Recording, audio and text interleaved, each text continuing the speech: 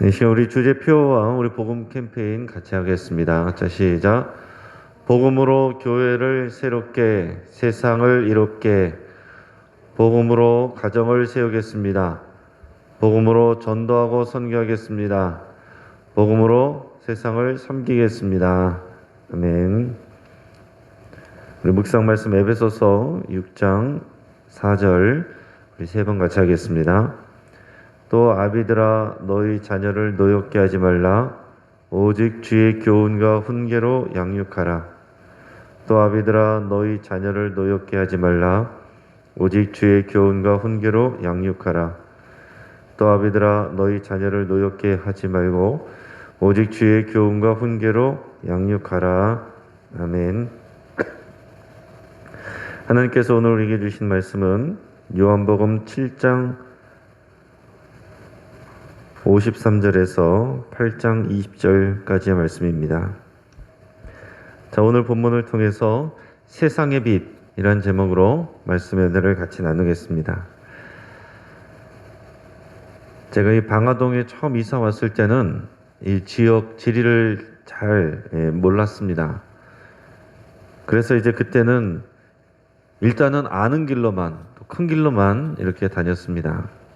그런데 이제 조금 시간이 지나면서부터는 이제 길과 길이 어떻게 연결된지를 알게 되고 또 이 동네 전체적인 지리를 제가 이렇게 파악하게 되니까 예전에는 이제 큰 길로만 다녔다면 이제는 좀 더 지름길이나 뒷길로 이렇게 많이 다니게 됩니다. 그리고 낯선 길로 또 가게 되더라도 당황하지 않게 됩니다. 전체적인 지형이 어떻게 돼 있고 제가 가려는 목적지가 어디인지를 정확하게 아니까 뭐 특별히 당황하지 않는다라는 거예요. 여러분, 우리가 복음서를 읽을 때도 하나님의 말씀을 읽을 때도 마찬가지입니다. 우리 복음서에도 보면 다양한 내용들이 들어 있습니다. 하나하나 여러분께서 들어보시면은 다 들어본 내용이고 아는 내용들이에요. 그러나 중요한 것은 이 흐름을 여러분께서 아시는 것이 좋습니다. 그리고 이 흐름 가운데서 이 말씀이 차지하는 역할이 어떤 것인지, 앞뒤로 어떻게 연결이 되는 것인지 아는 것이 더 좋고, 그리고 가장 중요한 것은 뭐냐면은 이 복음서의 최종적인 목적이 뭐냐, 목표가 뭐냐, 그것을 우리가 알고 이해할 때에 우리 말씀들이 우리 평상시에 알고 있는 것보다 더 입체적으로 다가오게 되고 또 이해할 수 있게 됩니다. 요한복음의 저술 목적은 예수 그리스도가 그리스도이심을 사람들로 하여금 알게 하고 믿게 하고 그로 인해서 생명을 얻게 하려 함이라. 이 요한복음 20장 31절에 나오는 그 말씀의 내용이에요. 오직 이것을 기록함은 너희로 예수께서 하나님의 아들 그리스도이심을 믿게 하려 함이요 또 너희로 믿고 그 이름을 힘입어 생명을 얻게 하려 함이니라. 아멘. 최종적인 목적은 생명을 얻게 하는 거다. 자, 요한복음의 목적은 생명이다라는 거예요. 근데 그 생명은 예수 그리스도를 믿는 믿음으로부터 오게 되는 것이다. 이게 결론입니다. 그러니까 다른 모든 내용들도 어떤 내용들, 이 말씀을 여기에 집어넣은 이유, 뺀 이유, 이 여러 가지 모든 것이 예수가 그리스도이심을 알게 하는 것이고 그 예수님을 믿어서 생명을 얻게 하려는 목적이 있다라는 것입니다. 그러니까 오늘 우리가 말씀을 나눌 때 우리에게도 목적이 뭐여야 되겠습니까? 예수님을 더 아는 거예요. 그리고 예수 그리스도를 나의 주님으로 더 의지하고 그러므로 인해서 우리가 생명의 능력을 누리는 것, 이게 우리의 목적이고 목표여야 되겠습니다. 맨날 아는 말씀을 또 듣는 게 아니라 그 말씀을 통해서 우리 안에 생명을 새롭게 하는 것, 그 생명을 누리는 것, 이 복음서의 목적대로 우리가 그 말씀의 은혜를 누릴 수 있기를 바랍니다. 그렇게 해서 볼 때에 그러면 우리가 여러 가지 질문에 대답을 할 수가 있죠. 예수님은 누구신가? 하나님의 아들 그리스도이시다 것이고, 예수님은 이 땅에 왜 오셨는가? 예수님을 믿고 사람들로 하여금 생명을 얻게 하려고 오셨다라는 겁니다. 자, 그러면 예수님을 알고 믿기 전에 인간의 상태는 어떠했느냐? 인간은 생명을 얻는 법을 제대로 모르거나 오해하고 있었다라는 거예요. 그래서 계속 고통을 당하고 있거나 하나님의 관계에서 어긋나 있는 상태다라는 것입니다. 자, 7장부터 해서 이 초막절 명절에 예수님이 예루살렘에 올라와서 계신데, 예수님이 계속해서 유대인들을 상대로 자신의 정체성에 대해서, 내가 누구인지, 하나님이 나를 보내신 이 땅의 그리스도라는 것을 계속 변론하고 계십니다.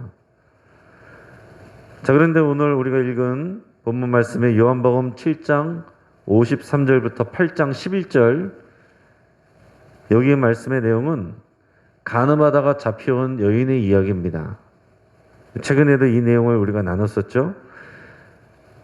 이 말씀은 익숙한데 우리 전체적인 흐름에서 보면은 약간 좀 어색해요.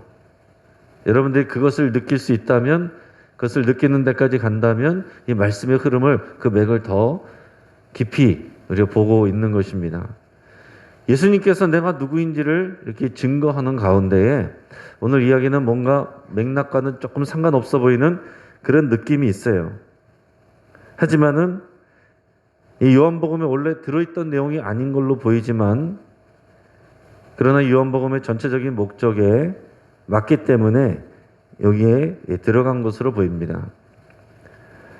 그래서 여러분도 성경을 잘 보시면은 이 7장 53절에서 8장 11절까지는 앞뒤로 이 네모 괄호가 쳐져 있습니다. 여러분 성경에도 아마 대부분 그렇게 돼 있으실 거예요.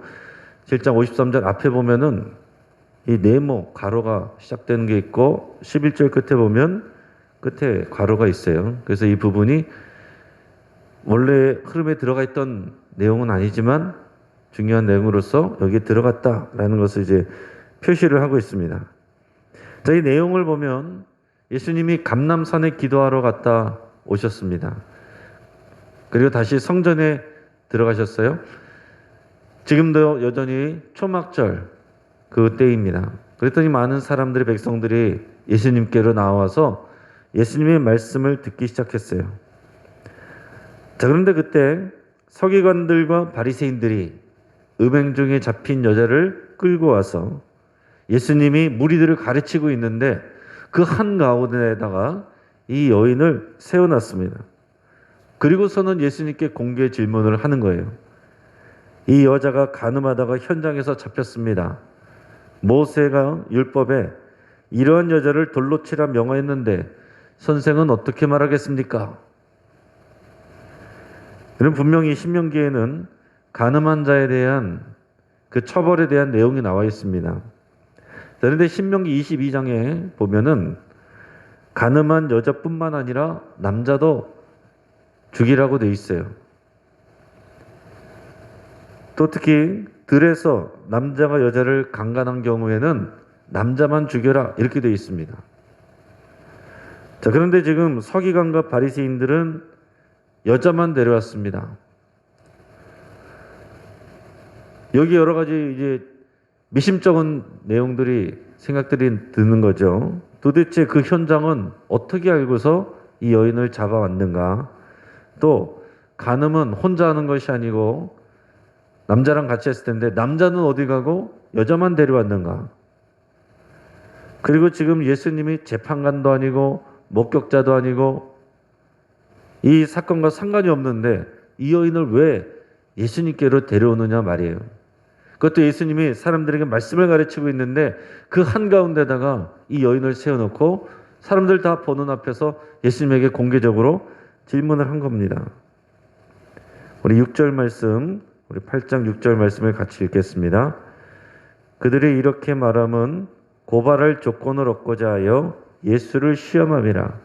예수께서 몸을 굽히사 손가락으로 땅에 쓰시니.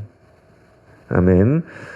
자, 그들이 이 여인을 데려온 이유는 예수님을 고발할 조건을 얻기 위해서 예수님을 시험하고 있는 거다라는 것입니다.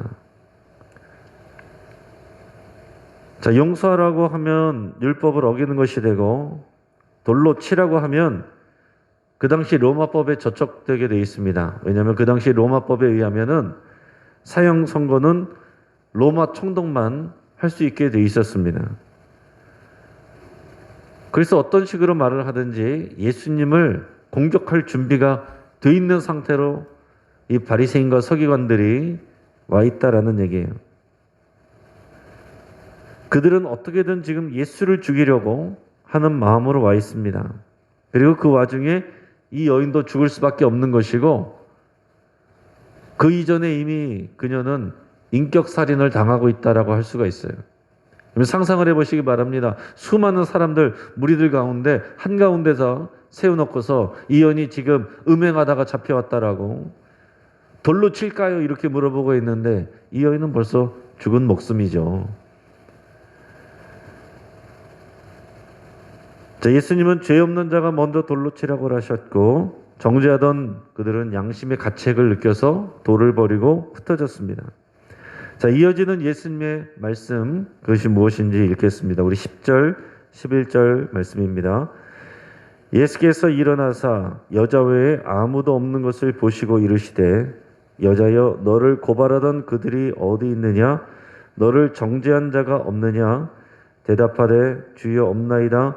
예수께서 이르시되 나도 너를 정죄하지 아니하노니 가서 다시는 죄를 범하지 말라 하시니라. 아멘. 자, 예수님은 이 여인을 정죄하거나 고소하지 않으셨습니다. 그러나 그렇다라고 해서 그 여인의 죄를 두둔하거나 없는 것처럼 얘기하지 않으셨어요. 예수님은 다시는 죄를 범하지 말라 그랬습니다. 이 여인이 한 일은 죄라는 것을 분명히 말씀을 하셨어요. 그러나 정죄하지 않고 고소하지 않았습니다. 이것이 예수님의 방법이고 예수님의 태도예요. 죄와 죄인을 구별하시는 것입니다. 죄에 대해서는 분명히 죄라고 말씀하시고 그러나 그 사람은 살게 하시는 것이 예수님의 그 마음이고 태도입니다. 우리 가운데 어떤 사람들은 무조건 용서만 얘기를 하는 사람들이 있어요. 그러나 잘못하면은 하나님이 분명히 죄라고 말씀하신 것에 대해서 물타기가 될 수 있습니다. 이 시대는 이제 그게 죄가 아니야. 남들도 다 그렇게 해. 그건 하나님의 뜻이 아닙니다. 근데 그 죄를 얘기하다가 보면 사람을 정죄하게 돼 있습니다. 그래서 어떤 사람들은 무조건 철저한 법의 적용, 원칙의 적용, 이것을 강조하는 사람들이 있어요. 틀린 말은 아니죠.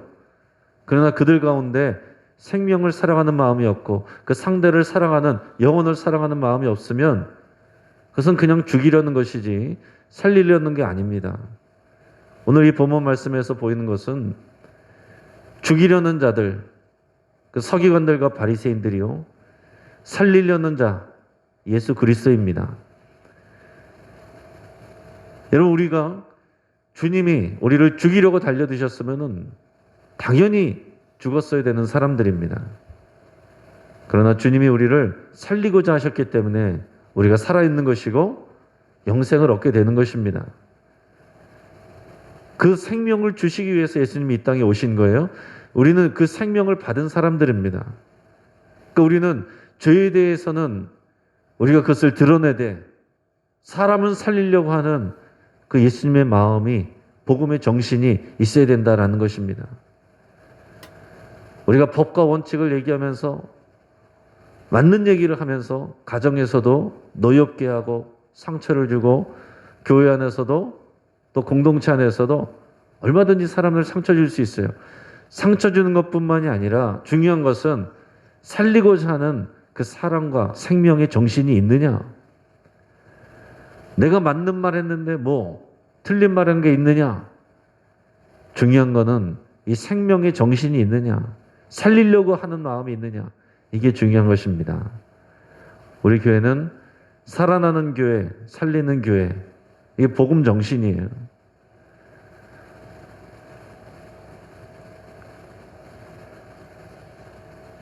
하나님의 말씀이 우리 가운데 들어왔을 때 그 말씀이 우리를 살게 하고 더 나아가서는 다른 사람을 살리게 하는 그 일을 하는 것이 예수님이 이 땅에 오신 분명한 목적입니다.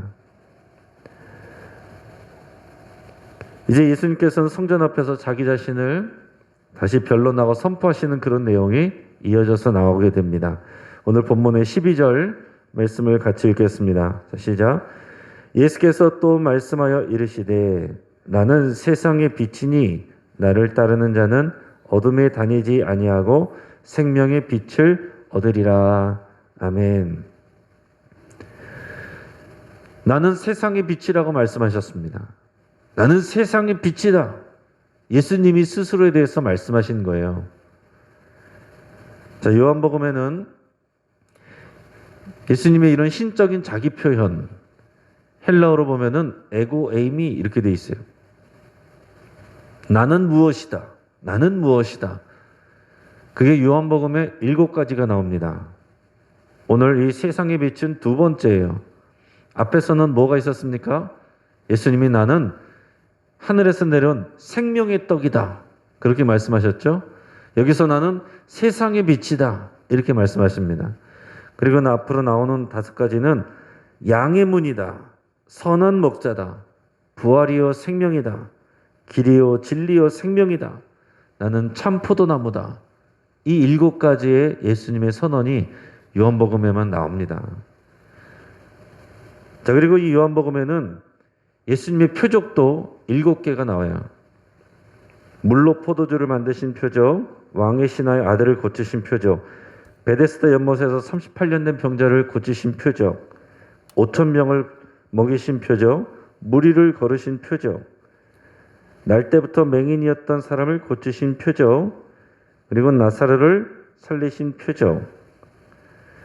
자, 오늘 본문까지는 6번째까지 표적이 앞에 지나갔고 앞으로 이제 2개가 남아 있습니다. 예수님이 하신 일은 훨씬 많지만 7개만 실었어요. 그 이유는 중요한 것은 이것을 다 전달하는 게 보도하는 게 목적이 아니라 예수님이 누구신지를 정확하게 알게 하는 게 목적이기 때문에 모든 것을 다 실는 게 아닙니다. 선별해서 실는 거예요. 중요한 것은 이 젖을 목적이 중요하다라는 것입니다. 예수님이 누구인지를 알고 그 예수님을 믿게 돼서 생명을 얻게 하는 그 목적이 분명하게 있는 것입니다. 예수님은 자기 자신을 세상의 빛이다 라고 그랬어요. 간단한 것입니다. 그러면서 예수님은 내가 세상의 빛이니 나를 따르지 않는 자는 어둠 속에 거하는 것이고 나를 따르는 자는 생명의 빛을 얻는다 라고 말씀을 하고 계십니다. 자, 앞에서 물과 목마름에 대해서 얘기를 많이 하셨죠. 물이 구원을 또 생명을 상징하는 것이라고 한다면 목마름은 죽음과 고통을 상징하는 것입니다. 자, 여기서는 빛과 어둠으로 말씀하고 계세요. 빛이 하나님의 구원이고 진리를 의미한다면 어둠은 무엇입니까? 어둠은 비진리고 그리고 고통이고 죽음입니다. 예수님은 생명을 주기 위해서 이 땅에 이 어두움 가운데 오셨다라고 말씀하시는 거예요. 내가 세상의 빛으로 왔다는 것은 우리가 무엇을 생각해야 되냐면 이 땅에 어둠이 있다. 사람들이 어둠 가운데서 살아가고 있다라는 것입니다. 자, 하나님을 알고 제사도 드리고 율법도 연구하는데 그럼에도 불구하고 어둠 속에 있다라고 말씀하고 계신 거예요. 여러분, 우리도 예수님을 알고 믿고 교회를 다녀도 우리가 그 말씀 가운데 거하지 않고 그 생명 가운데 거하지 아니하면 어둠 가운데 사는 것입니다. 우리가 말로만 빛이 아니라 그 진리이신 예수 그리스도를 따라서 그 말씀에 순종하는 것이 빛 가운데 사는 거예요. 우리가 교회에 다니면서 어둠 속에 사는 것이 가장 비극적인 일이라고 할 수가 있습니다. 저 여러분 한 사람도 빠짐없이 이 빛 가운데로 사시기를 주의 이름으로 축복합니다. 자, 그런데 이 말씀을 듣고서 이 바리새인들이 당연히 딴지를 걸었죠. 그러면서 뭐라고 그랬냐면은 예수님이 나는 세상의 빛이다.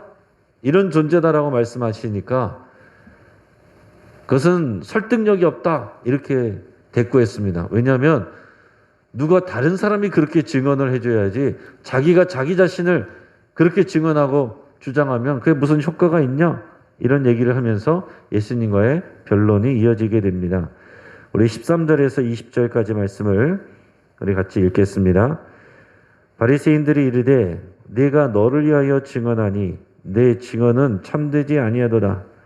예수께서 대답하여 이르시되 내가 나를 위하여 증언하여도 내 증언이 참되니 나는 내가 어디서 오며 어디로 가는 것을 알거니와 너희는 내가 어디서 오며 어디로 가는 것을 알지 못하느니라. 너희는 육체를 따라 판단하나 나는 아무도 판단하지 아니하노라. 만일 내가 판단하여도 내 판단이 참되니 이는 내가 혼자 있는 것이 아니요 나를 보내신 이가 나와 함께 계심이라. 너희 율법에도 두 사람의 증언이 참되다 기록되었으니 내가 나를 위하여 증언하는 자가 되고 나를 보내신 아버지도 나를 위하여 증언하시느니라. 이에 그들이 묻되 네 아버지가 어디 있느냐? 예수께서 대답하시되 너희는 나를 알지 못하고 내 아버지도 알지 못하는도다. 나를 알았더라면 내 아버지도 알았으리라.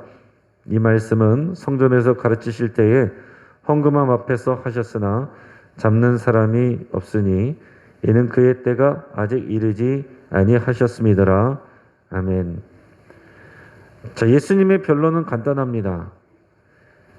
인간의 지식과 판단, 그 기준으로 하는 판단과는 달리 예수님의 증언, 나는 내가 스스로에 대해서 증언하더라도 그것은 참되다. 이렇게 말씀하십니다. 왜냐하면 예수님은 자기 자신이 누구인지, 어디에서 왔는지를 분명히 알고 있기 때문에 그래요. 예수님은 자기 자신이 하나님의 아들이시고 말씀이고 진리인 것을 아시고 하나님에게서 왔다는 것을 알고 계십니다. 그래서 내가 나를 위해서 증언해도 이것은 참이고 또 나를 보내신 내 아버지가 하나님이 나를 위하여 증언하시기 때문에 율법에 의하면 법정에서 누구든지 올바르게 주장을 하려면 두세 사람의 증인을 세우라고 그랬는데 내가 나를 위해서 증언하고 하나님 아버지가 나를 위해서 증언하시니 내 말은 참되다 이렇게 말씀하고 계신 겁니다. 그래서 너희가 율법을 안다고 말하고 하나님을 안다고 말하지만 하나님이 보내신 나, 하나님의 말씀을 전하는 나를 너희가 받지 않고 믿지 않는 너희는 내 아버지를 모른다. 이렇게 선언하고 계십니다. 여러분, 많은 율법 지식을 가지고 예수님을 판단하고 있는 이 바리새인들과 서기관들은 실상은 예수님도 잘 모를 뿐만 아니라 하나님을 잘 모르는 자들이다라는 것입니다. 오늘 우리 자신을 겸허하게 되돌아봐야 됩니다. 우리가 교회를 오래 다녔어도 말씀을 많이 안다고 하더라도 예수님이 이 땅에 오신 분명한 목적 그것을 모르고 알아도 그렇게 살지 않는다면 우리는 예수님을 모르는 것이고 하나님을 모르는 것이 되는 겁니다. 우리가 가진 모든 경험과 지식들은 예수님을 그리스도로 분명하게 알고 인식하고 믿도록 돕는 것이어야 됩니다. 그래야 그 결과가 생명이 되는 거예요. 그렇지 않다면 사도 바울처럼 그 모든 것들을 차라리 배설물처럼 여기는 것이 우리에게 이롭습니다. 주의 말씀을 온전히 잘 이해하기 전에 다른 우리가 책들과 여러 가지 지식과 정보들 많이 하는 것, 그것이 오히려 우리에게 해로울 수 있다는 거예요. 많은 책을 읽는 것도 중요한 것 같지만 생명을 주는 그 말씀을 읽는 것이 굉장히 중요한 일입니다. 그것이 분명하게 돼 있을 때 다른 책들을 읽고 다른 내용들을 들을 때도 그 말씀을 뒷받침해주고 풍성하게 해주는, 그럴 때 그 지식이 의미가 있는 지식이지 진리를 헷갈리게 하고 예수님을 오해하게 하는 것은 배설물처럼 여기시기를 바랍니다. 이제 말씀을 정리하겠습니다. 예수님은 세상의 빛으로 오셨습니다. 이 세상은 어둠에 속해 있기 때문에 예수님을 믿고 따르는 자만 생명의 빛을 얻게 됩니다. 바리새인들과 서기관들은 생명에는 관심이 없었어요. 그들은 오직 자기들의 기득권에만 관심이 있었습니다. 그래서 그들은 율법을 많이 알고 종교 지도자였지만 어둠에 속해 있는 사람들이었습니다. 우리는 예수님을 어떻게 인식하고 믿고 있습니까? 진짜 우리가 어떻게 인식하고 믿는지는 우리 말이 아니라 우리 삶이 증명하는 것입니다. 오늘 바리새인과 서기관들의 말로는 자신들이 하나님을 잘 아는 자들이었지만 하나님은 너희들은 어둠 속에 거하는 자들이요 내 아버지를 모르는 자들이라고 그렇게 선언하셨어요. 오늘 우리가 주님 앞에 설 때에 하나님을 알고 예수님을 알고 그 생명을 누리고 생명을 전하는 자라고 그렇게 칭찬되는 저와 여러분 되시기를 주의 이름으로 축복합니다. 같이 기도하겠습니다. 우리 말씀을 붙잡고 함께 기도하겠습니다. 예수님을 그리스도와 주로 분명히 믿고 따르기로 결단하며 기도할 수 있기를 바랍니다. 많은 지식으로도 알 수 없었던 예수님을 우리가 믿고 예배할 수 있음에 또 감사드릴 수 있기를 바랍니다. 이것은 하나님의 은혜입니다. 우리가 남들보다 선하거나 더 지혜가 많아서 예수님을 알게 된 것이 아니라 오직 다 하나님의 은혜이고 주의 신실하심과 인자하심 덕분입니다. 우리 안에 죽이려는 말과 행동이 떠나가고 살리려는 말과 행동으로 채워지기를 위해서 함께 기도하겠습니다. 오직 생명만이 남는 것입니다. 우리 가정을 위해서 함께 기도합니다. 어둠에 속한 가족들이 생명의 빛을 얻을 수 있기를 위해서 함께 기도하겠습니다. 지금 이 땅에서 어떻게 지내는가 보다 더 중요한 것은 어둠 가운데서 빛으로 오는 것이고 빛 가운데서 빛의 자녀로 사는 일입니다. 여러분의 가족을 자녀들을 위해서 그렇게 기도하시기 바랍니다. 지금 코로나 확진자가 대폭 늘었습니다. 앞으로 더 늘 것이라는 얘기들이 나오고 있습니다. 그러나 사회 혼란이 최소화되고 국민들이 지혜롭게 행동할 수 있기를 생명의 주가 되신 우리 하나님을 또 경외할 수 있기를 더 알아갈 수 있기를 위해서 함께 기도하겠습니다. 우리 우크라이나야 또 그 백성들과 그 나라와 선교사님들을 위해서 함께 기도하겠습니다. 지금 러시아가 우크라이나를 침공하고자 하는 그 일이 임박해 있는 상황이 있습니다. 우리 그곳에 56가정의 한국 선교사님 가정들이 있습니다. 그들을 지켜주시고 그들이 우크라이나를 위해서 기도하고 있는데 그 기도를 통해 그 땅에 하나님의 평화가 생명이 부어지기를 위해서 함께 기도하겠습니다. 우리가 주여 한번 부르짖고 여러 가지 기도 제목으로 하나님 앞에 나가겠습니다. 주여!